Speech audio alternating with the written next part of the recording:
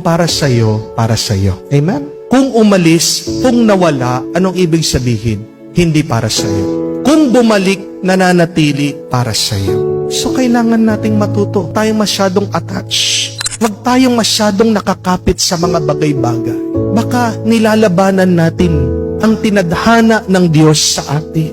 Let go of things that are not good for you. Bitawan mo dahil maniwala ka, may ibabalik na mas mabuti at maganda ang Diyos sa iyo. Pag nakikipaglaban ka, pag hindi mo mabitawan yung iyong mga galit, anong nangyayari? Ikaw din yung nasasaktan. Amen? Meron po akong tinutulungan, nagka-counseling sila sa akin. Kahit na paano ko sila pag-usapin, ayaw, matigas yung puso, ayong mag-let go.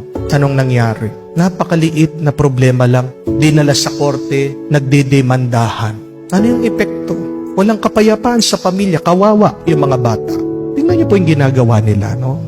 Dahil lang hindi mo mabitawan yung sama ng loob mo. Napakadaling gawin, magpatawad. At anong epekto nun? Masayang pamilya.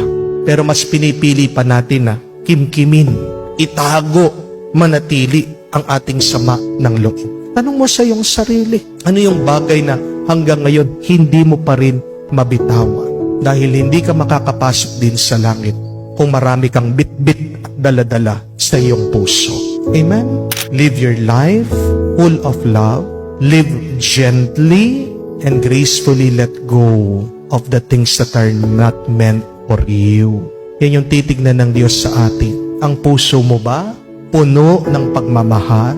Ang puso mo ba puno ng kapayapaan?